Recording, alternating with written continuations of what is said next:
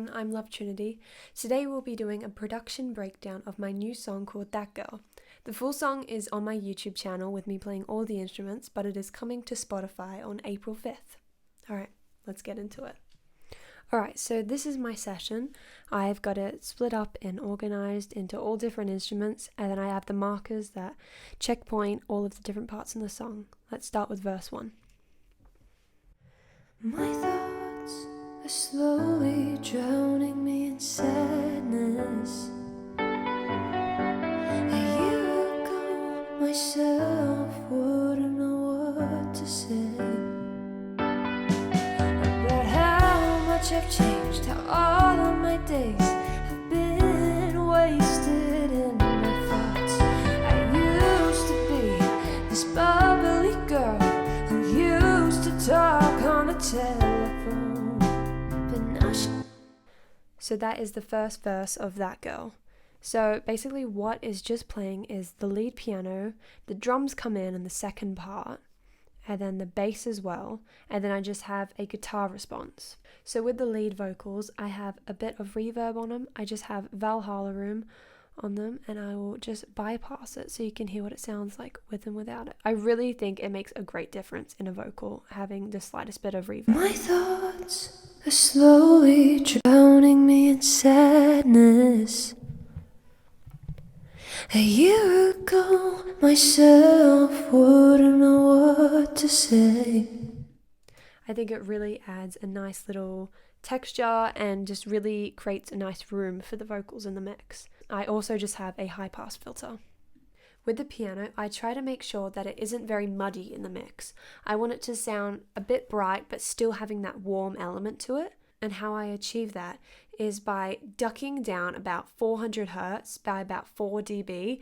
It just takes a bit of that darkness out of it, and then I boost it just a tad, like 3 dB, about 6,000 Hertz. And it really makes a noticeable difference. I'll show you.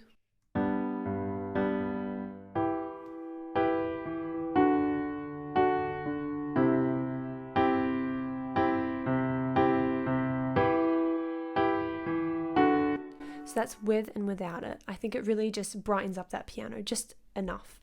And I think that's what really helps the piano sit well in the mix. With the drums, I have 2 kicks layered, and that's only when they come in. So I have a starting fill down here, and that's just snare, tom, high tom, mid tom. I'll show you. And I really think that having that kick punched layer, I leave the kick and the crash in there. That is the kick right there. And then I have the kick as well in my main drums. And I have them layered. So together they really punch when they come in. And I think it really draws your attention to when that music comes in and when the drums hit. Like it's all soft at the start, and then when the drums come in, it's really a dynamic change, and I really like that. Alright, let's continue to the chorus.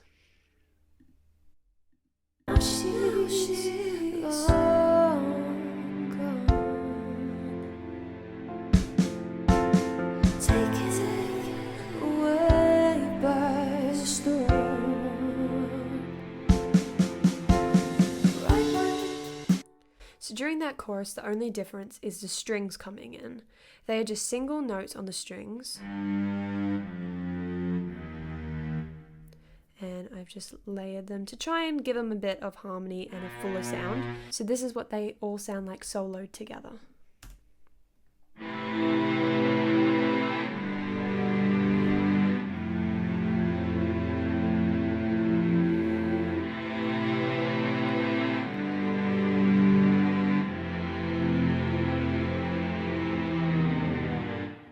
So that little modulation, pitch modulation at the end, is done by me with my MIDI keyboard.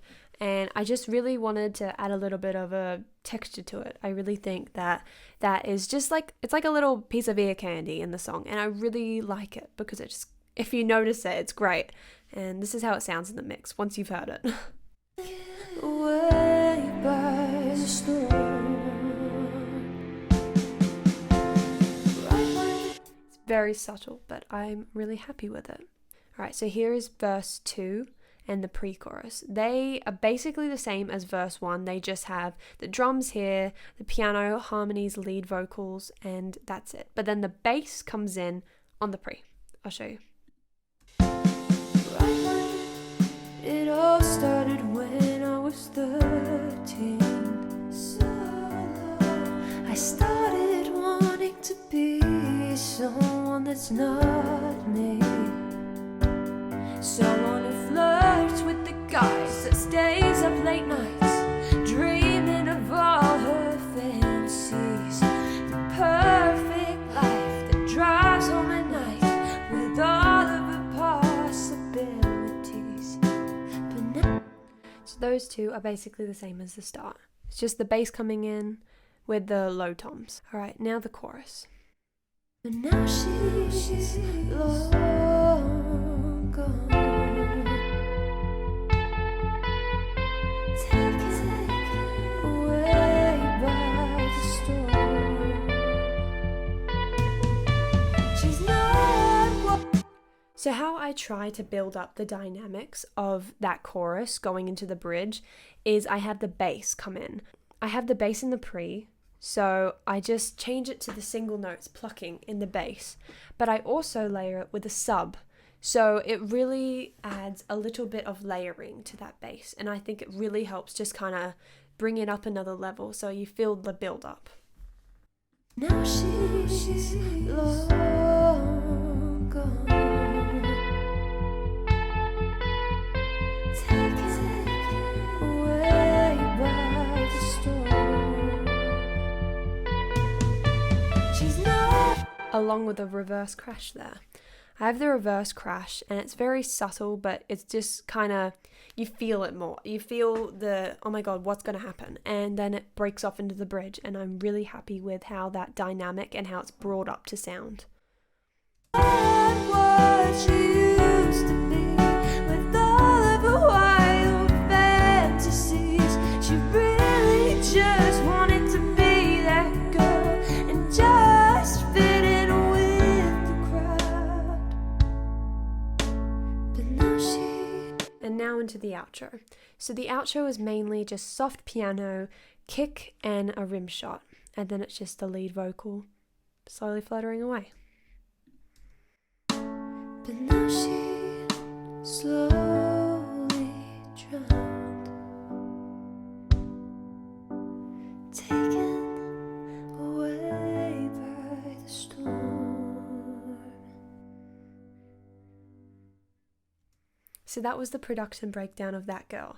I really hope you enjoyed this video and seeing all the instruments that I used and why I used them. If you'd like to see how I mix and mastered this song, let me know in the comments and I'd be happy to make a video about it.